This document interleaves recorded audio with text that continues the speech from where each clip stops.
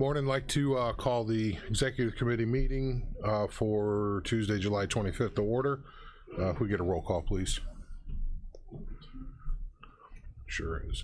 Mr. Hess, Ms. Polk, Present. Ms. Weber, Ms. Parker, Mr. Fairfield, Mr. Seroy, Mr. Carrico, Mr. Featherling, Mr. Miller, Mr. Long, Mr. Eckhoff, Mr. Hunter, Ms. Foster, Mr. Wheeler, Present. Mr. Alexander Hildebrand. Present. We have a quorum.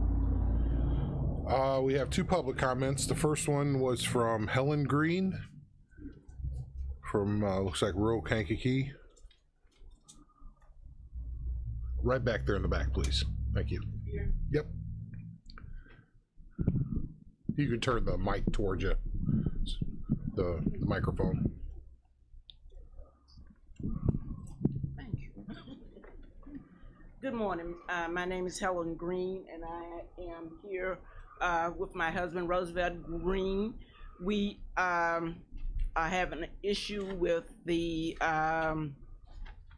Kankakee sewage and garbage. We had a tenant who passed away during COVID outbreak, leaving behind unpaid rent and utility bills. And we are trying to get the water turned on at that residence to so that we can sell the property. And the city has put a lien on the property and will not allow it to be turned on. And we know that this is not legal because if the lease agreement between a tenant and a landlord states that the tenant is responsible for all utilities, then that is how it should be. The tenant is responsible. In addition to that, the tenant died during the COVID outbreak, and we as landlords were not allowed to evict tenants or hold them responsible during their time. And we know that the city of Kankakee and the county received funding for COVID in at least $1.3 million. And we should not be held responsible for and this tenant died during the COVID outbreak. How can you hold a landlord responsible for a tenant's bill if that person is deceased?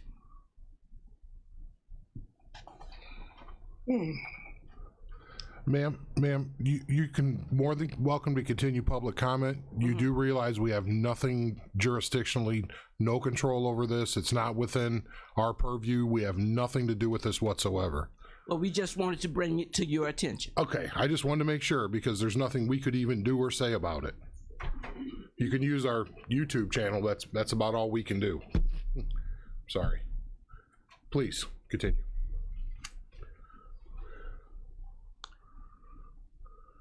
I think that is about it. We are out of rent for at least a year's rent, and to be held accountable for a deceased person's, deceased tenant's bills, it just isn't right and it's not legal. Thank you. Next we have Roosevelt Green. Same address.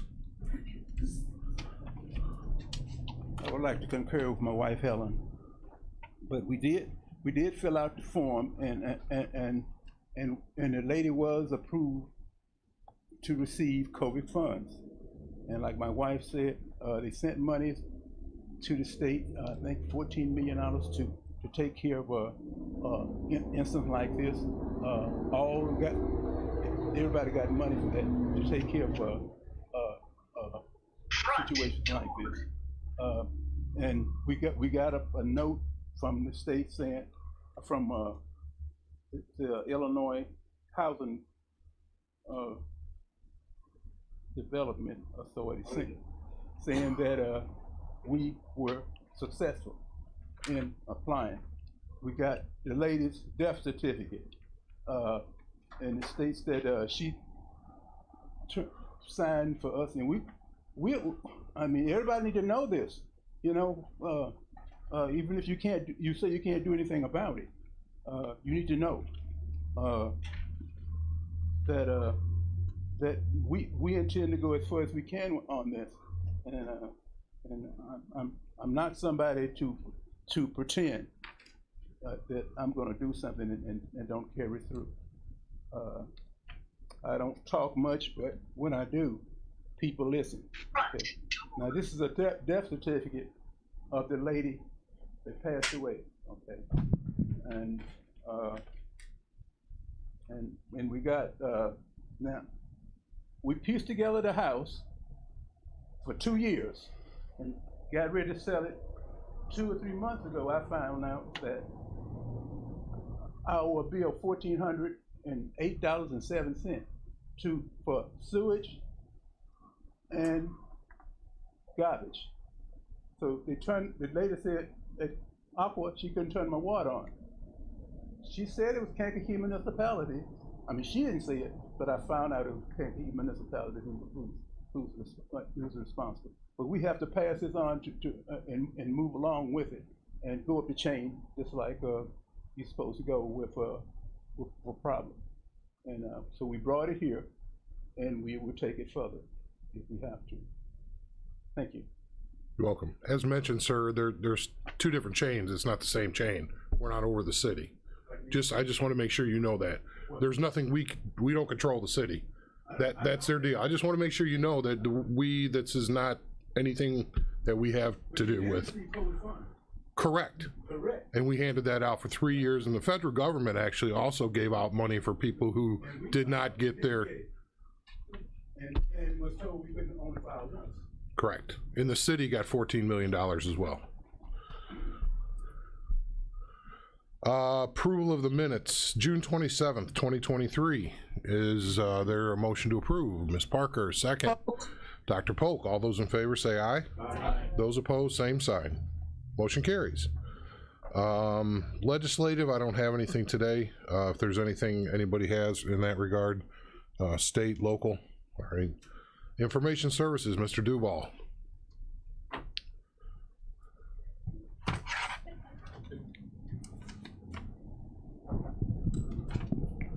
Do you want me to speak from back here or go up there? It's just not that much material. Basement. Okay. No, I'm just kidding. I'm just kidding. I'm just kidding. The office space, sorry. Go ahead.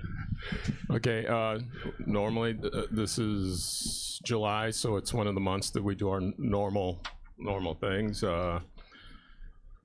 If you have any questions other than our normal day-to-day operations, with something new probably is for the basement where the circuit clerk is going to be moving in. They've made some changes there, so we went in and adjusted some wiring of contingent upon what Sandy, who she's going to move in, why she was doing. We expanded the wireless there in preparation for some of the other things like the phone system and all that. When State's Attorney expanded to the old building where VAC, we went in there and put up a temporary networking. Since somebody hadn't been in that building for years, we went and populated something there, so allowed them to put their grant people into there. We're gonna change it again once we get closer to a phone system, because that'll need to be a little bit different for that, but we have all those materials. Nothing we've done required any additional expenses to us. It's items that we have in preparation for things anyway, so it's our day-to-day work. Other than that, we're fixing computers, servicing printers, and doing what we normally do. If you want to update on where the Tyler project's going, everything's moving about where I thought it would be. There's a reason why they said it'd take a year and a half before you get to that point. Everything's moving relatively smoothly. The one that's not going as fast as we thought would have been the probation. We thought that might be the fastest. Everybody's just guessing. It's about on track of what you expected it to do. It's one vendor saying they'd like it one way, another vendor. It'll get there at that point. This is what's normal in the process when you transition out of one system another. It's also why a lot of people, if they can, try to not bring the old system to there, because that's where your delay. Two vendors are always going to go back and forth for there, which slows up the process, but they're all attempting to cooperate. They've had several meetings on. From what Jason has said, it's progressing. It's just progressing a little bit slower than we thought, but what you expected. The circuit clerk's office is actually going faster than we would have thought. That's going very smoothly from what Jason's updated. If you have any questions and you see Jason, he can give you more specifics to that. I don't know if you want to go into today's probably not the place to go into the details. Other than that, do you have any questions? Where did we land on sending out that RFP on which committee? Building and Grounds?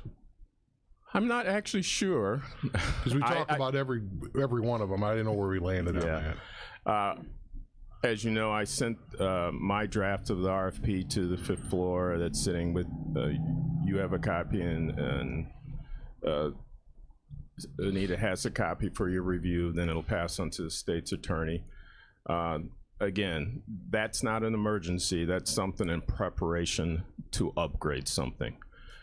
Everything's working as is, so it's not been a rush, but as I said last month, that yes, I would put something together. I actually had something drafted for months. We made some changes. I don't anticipate that being much of an issue, but yes, that's at least my draft of it's been completing. It's up to the 5th floor, and then once you do what you feel like doing, it'll go up to the state's attorney for their final review, and then it's whatever committee that you want to go through. Do you have a feeling on that? It was either Finance or Building and Grounds. It's for the phone systems in all buildings, pretty much. So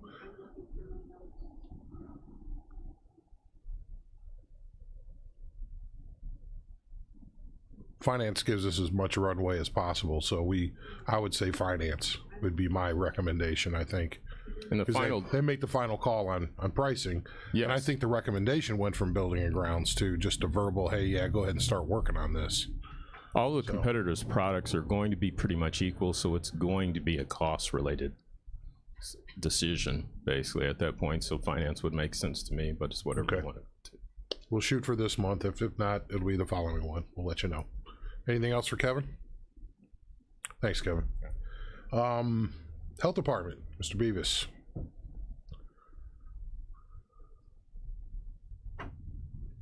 I didn't know I could do this basement thing. I might like this idea back there. My stapler. report, I submitted that. You should have that copy. It's small and short this month, so at this point I won't insult your intelligence by rereading it for you, but if anyone has any questions or comments, then I am here to answer those. I'm sorry, yes. Yes. Thank you very much, Mr. Chairman. John, how's the IRIS training coming along?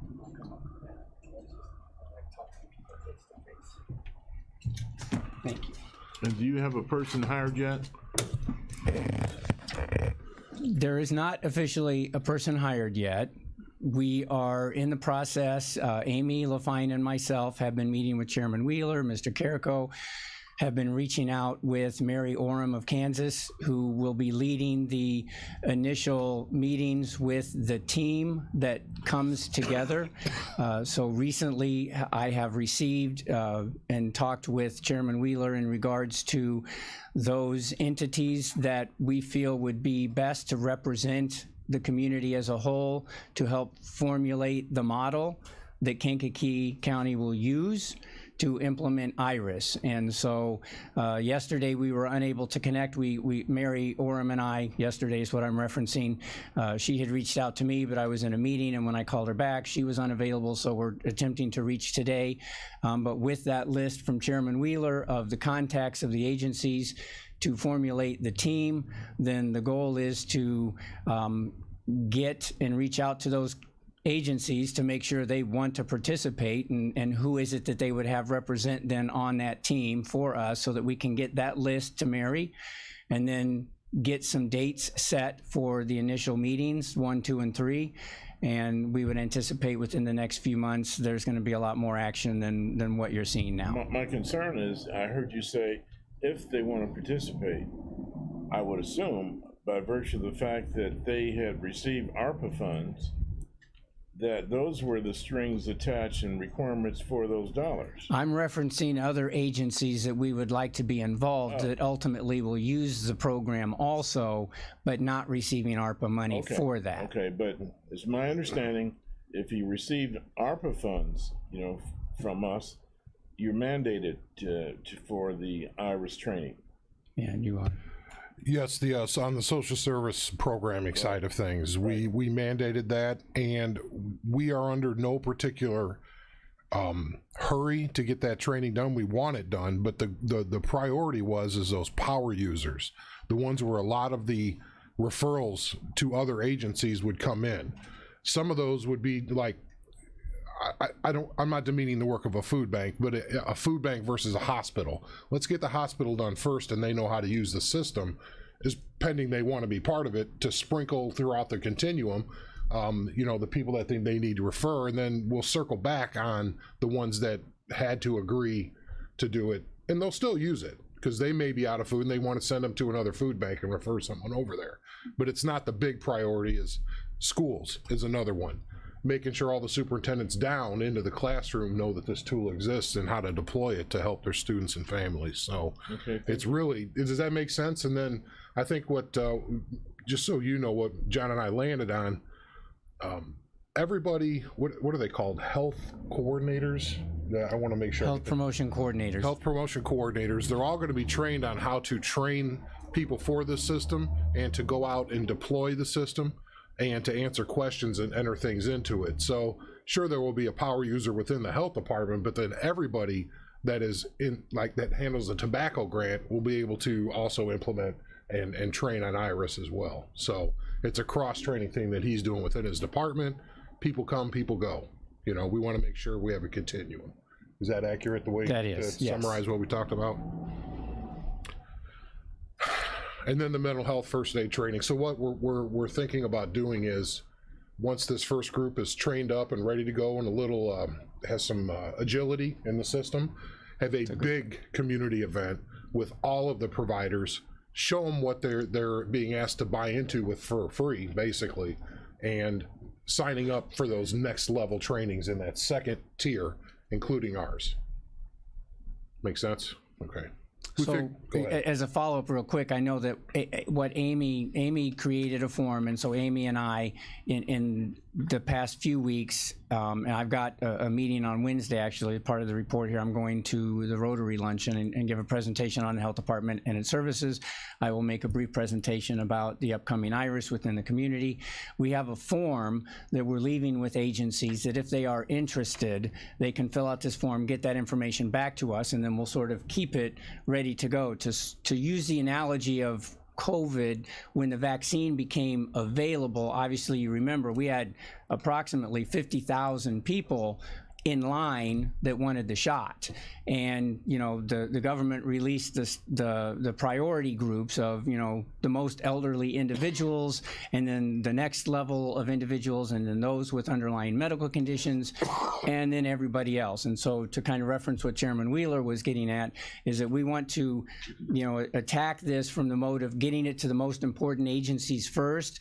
Not that these other agencies are not important, but we just don't have enough people and resources, even with all the ARPA money in the world, to hit everybody all at once. And so there will be a line, but ultimately that's what we're hoping to do, is to get this so that we have a team that's trained to then go out into the community. And if Mr. Hunter's one of the agencies, and he's at the top of the list, then we're meeting with him, and then we're meeting with Craig, and then we're meeting with you, and we're meeting with Chairman Wheeler. We'll just knock you off the list. Thank you. Any other questions for John? That should be it. All right, thank you. Have a great day, everybody.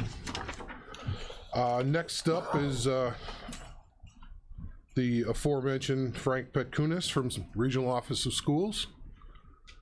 He has no report today, so there's nothing to vote on.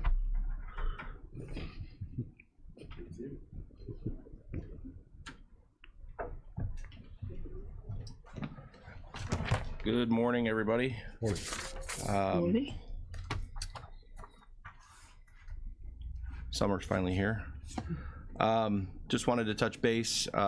We're finalizing last school year's, finally closed out our fiscal year with the state. We're closed out, getting ready for our audit for FY23. Starting to gear up for the 23-24 school year. So things are moving in that direction. We're fully staffed for the coming year. That's a great thing. We're getting ready for our administrator kickoff. That'll be August 9th at the Quality Inn. We'll have all of our administrators from Iroquois and Kankakee County come in, and we'll do a kind of a breakfast and kind of some socializing and then some informational stuff. We'll have the state superintendent, Tony Sanders, coming in to address them, give them some updates. So we're looking forward to that. When is that? That's August 9th at the Quality Inn, so it's a breakfast meeting.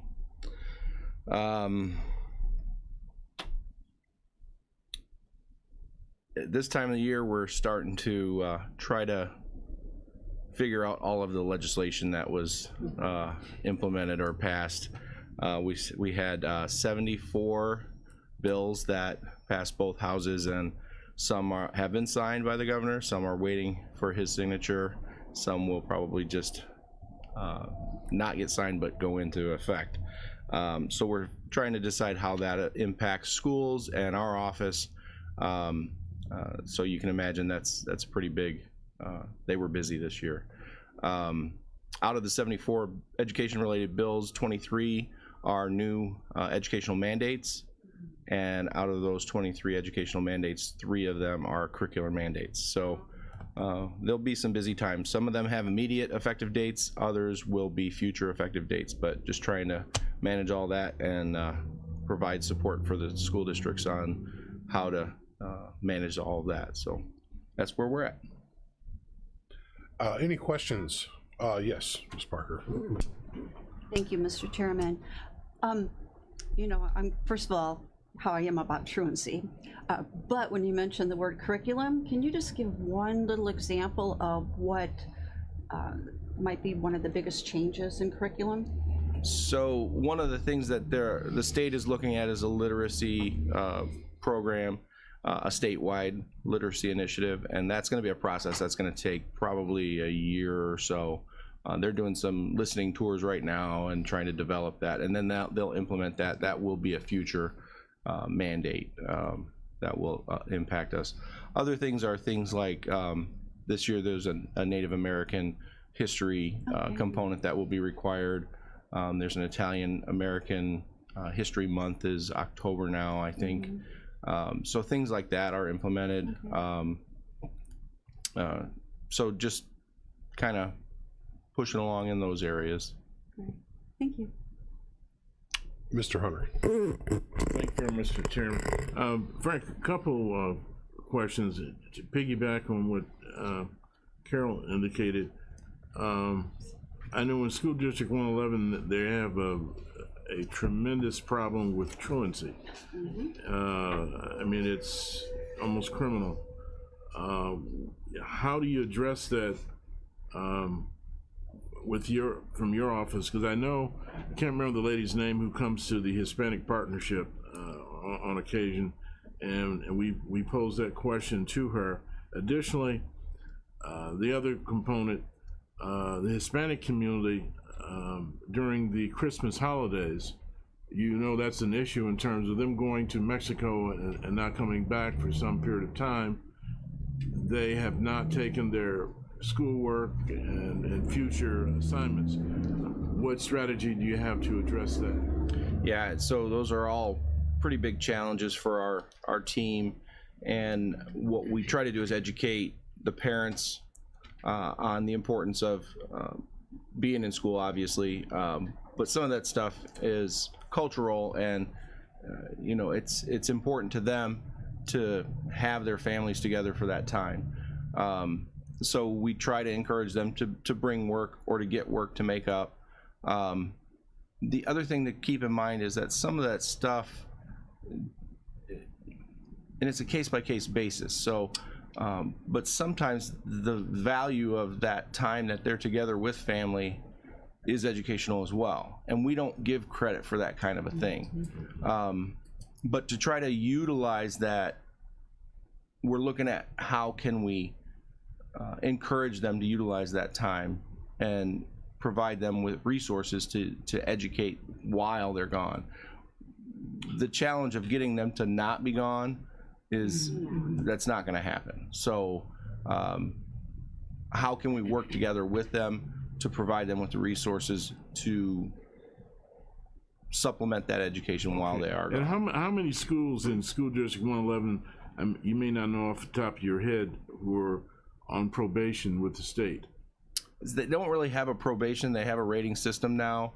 And I don't know off the top of my head which schools are in the different categories. What do you call them then? I mean, and again, I'm drawing a blank. They're exemplary, needs improvement. And I don't remember the other two. Because, you know, when you think in terms of the schools, what's it, Edison? Nobody is reading a grade level at that school.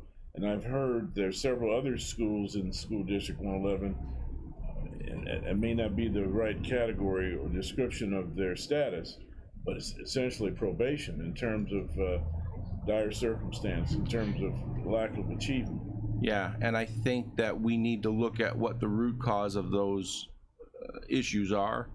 I don't think it's necessarily the school.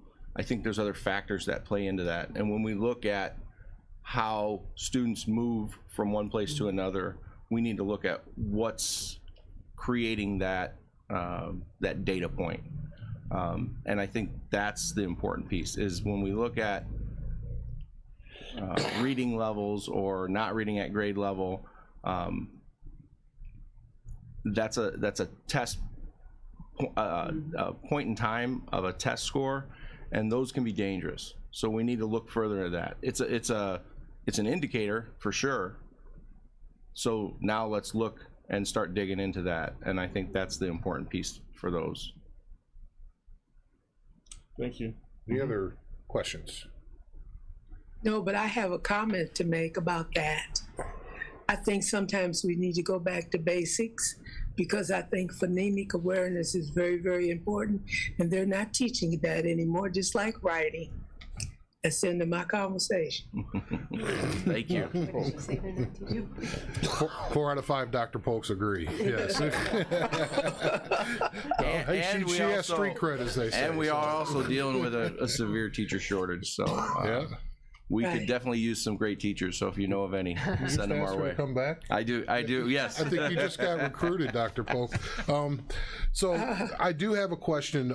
Is it inappropriate for me to ask you and John to talk about it August 9th? Is that an opportunity for him to catch some superintendents in the room to talk about Iris?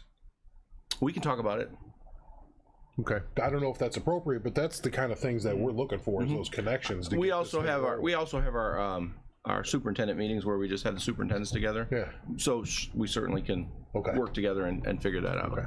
Thank you. Yeah, great. Thanks. VAC, Karen is zooming in today. You have a monthly report in front of you. Is there a motion? Mr. Long, second. Mr. Fairfield? Any questions, thoughts? All those in favor of putting it on file, say aye.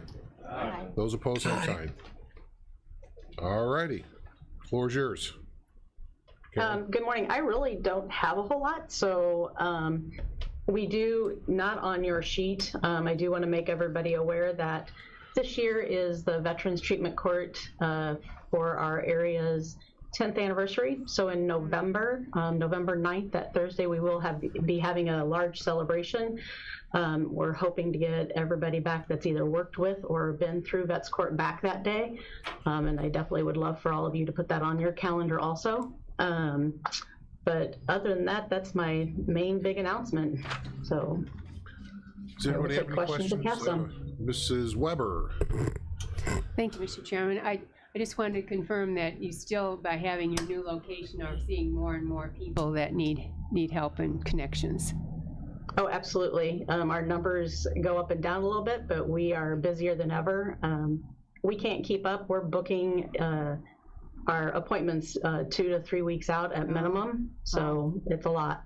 Thank you. Any other questions? Mr. Hunter. Thank you very much, Mr. Chairman. Karen, we had a conversation yesterday, and I'm looking at your report here where you have a couple positions posted. My question to you, how bad or dire are your personnel needs? So right above what you're reading right there, so the 2 positions that are posted, one will be our intake person, like our receptionist, admin assistant, and then we're hoping to hire another VSO, but Amanda has passed her basic benefits, which is the accreditation course, so she'll be moving up to VSO, so we're hoping with those 2 VSOs and the new admin will be good for a while. So hoping this will satisfy your personnel needs if you get these 2 positions filled? I'm hoping so, yes. Thank you. Yep. Any other questions? Okay, thank you. Moving on. County Administrator Anita Speckman. Anything today, Anita? I thought.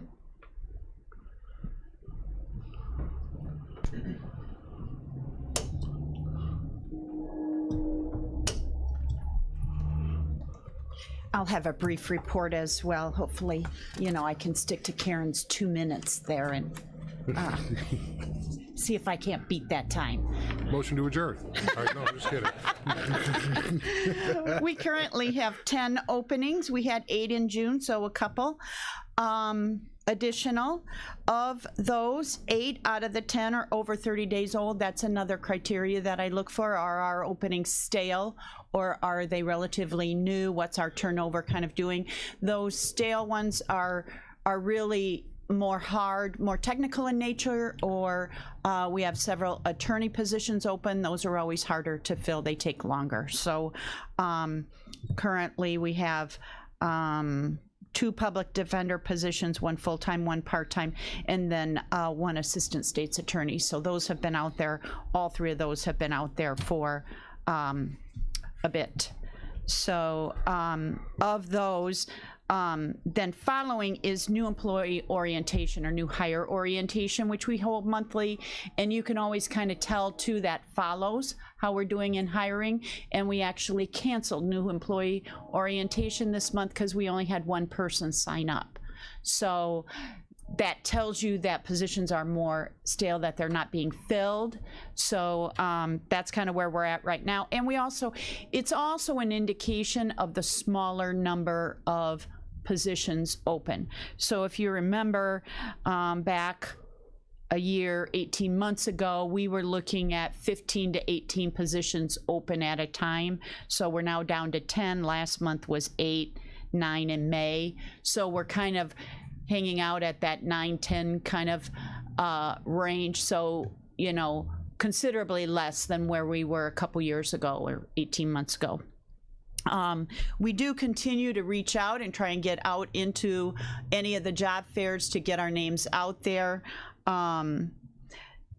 I'll be attending along with several other people, but the County Recorder's Community Resource Fair on Saturday, that's July 29th from 10 to 1 at the Olivet Nazarene University Warming House. So I'll be there with my open positions along with several other members of the organization. And then tomorrow, the Sheriff's Department will be attending the Daily Journal Job Fair. They're going to represent me. I'm not able to attend because of other commitments. But that is tomorrow, the Wednesday, the 26th, from 9 a.m. to 2 p.m. at Knights of Columbus Hall, and I believe they have 3 tables, so they're going to have plenty of room and hopefully plenty of representatives there, and hopefully we'll get some attraction there as well. So that's where we're at with open positions and recruiting and filling those, and really that's all I have to speak about at this point about what's going on. More to come, but there's a lot going on upstairs right now.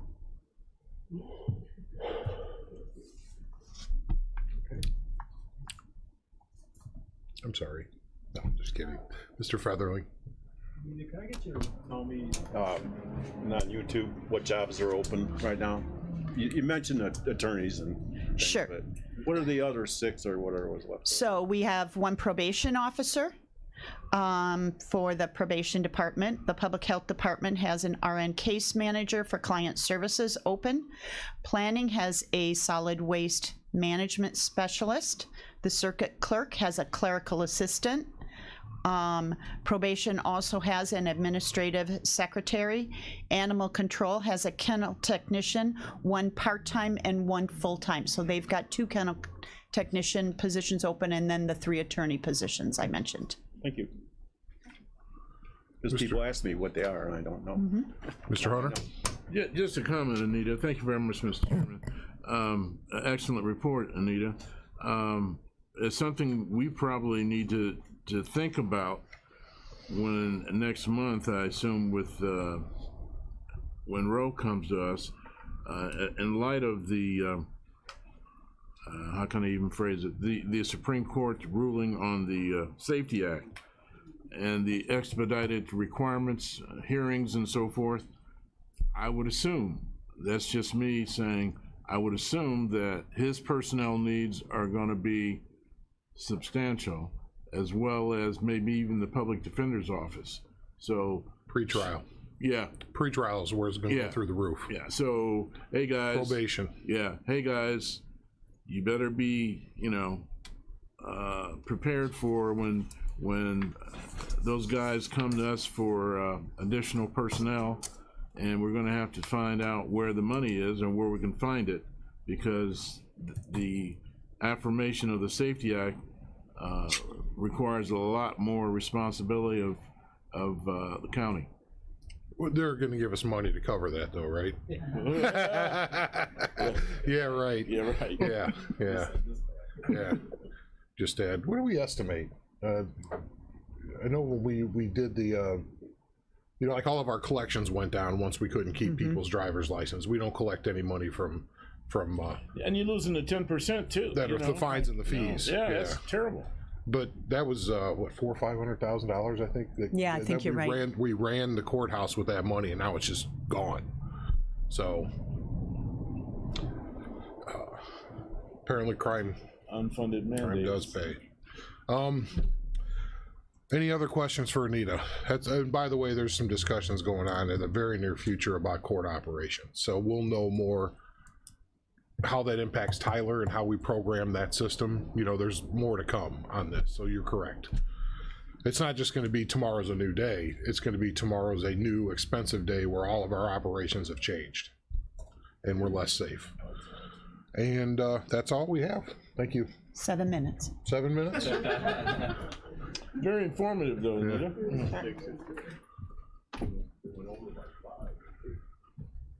Thank you. Good thing your salary. Reappointment of Eric Blair to the Kankakee County Supervisor of Assessments. This has got to be some kind of mistake here.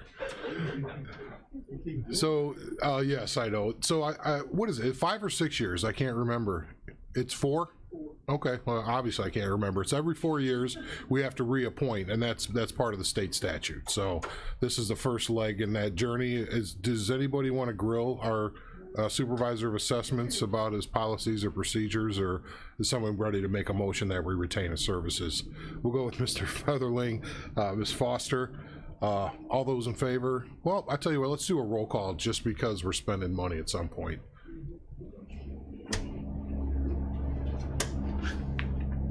Ms. Polk? Aye. Ms. Weber? Ms. Parker? Mr. Fairfield. Mr. Carrico. Mr. Featherling. Mr. Long. Mr. Eckhoff. Mr. Hunter. Ms. Foster. Mr. Wheeler. Aye. Mr. Alexander Hildebrand. Motion carries. All right, on to full board. I have two more here. The reappointment of Charlene Parr to the Kankakee River Valley Forest Preserve District Board and appointment of Christine Kirchner to the Essex Township Fire Protection District. Is there a motion to combine and approve? Mr. Eckhoff, a second. Mr. Long, all those in favor say aye. Aye. Those opposed, Aye. same sign. Motion carries. We have an opening on the McGilvery Special Drainage District and another on the Cabery Area Fire Protection District. Now, does anybody have any new business? Because I need a motion to go into executive session Really? regarding litigation. And it's actually on 3 different fronts. So I will ask Mr. Coughlin to stay, but I have a motion here. Mr. Long, a second by Mr. Eckhoff. And I need a roll call vote, please. Ms. Polk. Aye. Ms. Weber. Ms. Parker. Mr. Fairfield. Mr. Carrico. Mr. Featherling. Mr. Long. Mr. Eckhoff. Mr. Hunter. Aye. Ms. Foster. Mr. Wheeler. Aye. Mr. Alexander Hildebrand. Motion carries. Thank you. I apologize, Ms. Gowdy. There was somebody blocking your view, but I didn't see you there. Give us just a minute to change this over. You know, I was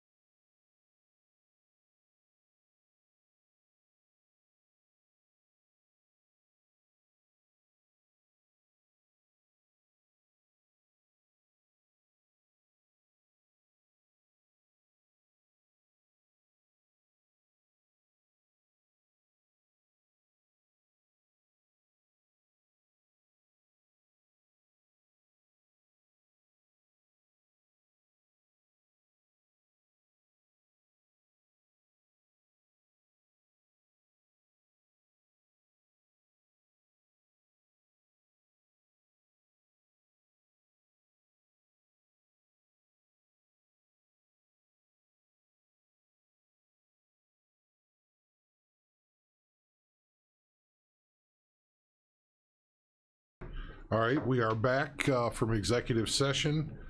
Looks like the whole band's still here. Yes, all right. We had new business. Is there any old business? Yes, sir. I would like to say something, and it's not, it's old business. Yes, Dr. Paul. Yeah. Okay, I would like to thank all the people that helped support the Dr. Martin Luther King Foundation, and especially the people from the county board. They came, and I hope they enjoyed themselves, the food, the fun, the fashions, and everything. And is it okay if I say who they were that came? Oh, yeah, absolutely. Okay. Yes. Okay, Mr. Coughlin, Stephen J. Hunter, Peggy Sue Monday, and Jessica Andrade. And without a doubt, my right-hand person, Carol Weber. Thank you very much. And that's all. Mr. Featherling, do you have something to say? I have a motion to adjourn. He has a motion to adjourn. Is there a second? Mr. Carrico from the back. He is back there. All those in favor say aye. Aye. Those opposed, same side. You just see a hand go up over the top of the chair.